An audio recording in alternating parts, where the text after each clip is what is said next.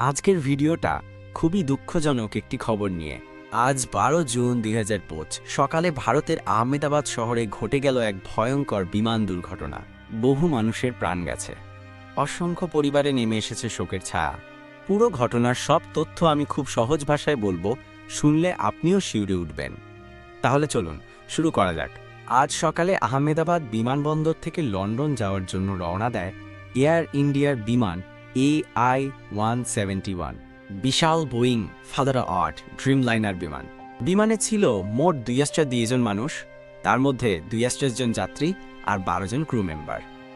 বিমানটি রানওয়ে ছেড়ে মাত্র 30 সেকেন্ডের মধ্যেই ঘটে যায় এই ভয়ঙ্কর ঘটনা। হঠাৎ ইঞ্জিনে ত্রুটি দেখা দেয়, পাইলটের নিয়ন্ত্রণ হারিয়ে ফেলে বিমানটি, আর তারপর বিমানের নিচের দিকে একেবারে দ্রুত গতিতে পড়ে যায় আহমেদাবাদের মেঘানীনগর এলাকার ওপর। বিমানটি মাটিতে পড়ে শহরের একটি মেডিকেল কলেজের হোস্টেলের ওপর, যে হোস্টেলে তখন ডাক্তারি পড়ুয়া ছাত্রছাত্রীরা ছিলেন। বিমানের ধ্বংসাবশেষ ছড়িয়ে পড়ে পাশের কয়েকটি আবাসিক বাড়ির ওপরেও।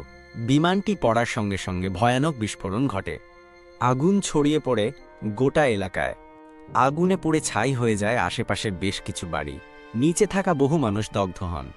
পুলিশ, দমকল, সেনা সবাই ছুটে আসে, আগুন নিয়ন্ত্রণে আনতে চলে দীর্ঘ প্রচেষ্টা। এই দুর্ঘটনায় এখন পর্যন্ত মারা গেছেন প্রায় 2000 থেকে 2000 জন।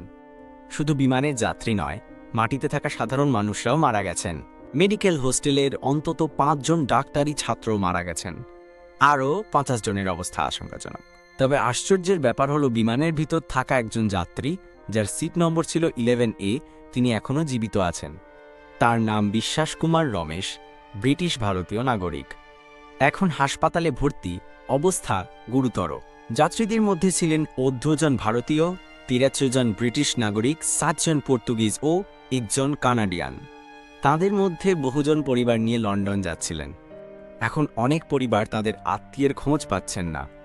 এখনও পুরো তদন্ত শেষ হয়নি, তবে প্রাথমিকভাবে মনে করা হচ্ছে বিমানের ইঞ্জিনে ত্রুটি দেখা দেওয়াই এই দুর্ঘটনার কারণ। DGCA, ভারতের বিমান নিরাপত্তা সংস্থা, তদন্ত করছে। আমেরিকার NTSB আর ব্রিটেনের AAIB সংস্থাও তদন্তে নেমেছে, কারণ বিমানে ছিল আন্তর্জাতিক যাত্রী। এই ভয়াবহ ঘটনায় ভারতের প্রধানমন্ত্রী নরেন্দ্র মোদী গভীর শোক প্রকাশ করেছেন। বলেছেন, এই ঘটনা ভাষায় প্রকাশ করা যায় না। ভারতবাসীর হৃদয় আজ ভেঙে গেছে। তিনি নিহত পরিবারগুলোর পাশে থাকার আশ্বাস দিয়েছেন। বন্ধুরা, বোয়িং বিচিং ড্রিমলাইনার বিমান ইতিহাসে এই প্রথম কোনো মারাত্মক দুর্ঘটনার শিকার হলো। এই বিমানকে খুবই আধুনিক আর নিরাপদ ধরা হতো এতদিন, কিন্তু আজকের ঘটনায় সবাই স্তব্ধ। কিভাবে এমন দুর্ঘটনা ঘটল, সেটাই এখন বড় প্রশ্ন। বন্ধুরা, এই ভিডিও যদি আপনাদের গুরুত্বপূর্ণ লেগে থাকে তাহলে অবশ্যই শেয়ার করবেন, কারণ এই খবর এখন সবার জানা দরকার। বিমান যাত্রা যেন সবসময় নিরাপদ হয়, আমরা সেই কামনাই করি। মৃতদের আত্মার শান্তি কামনা করি। এই ঘটনাটা শুনে আপনার কেমন লাগলো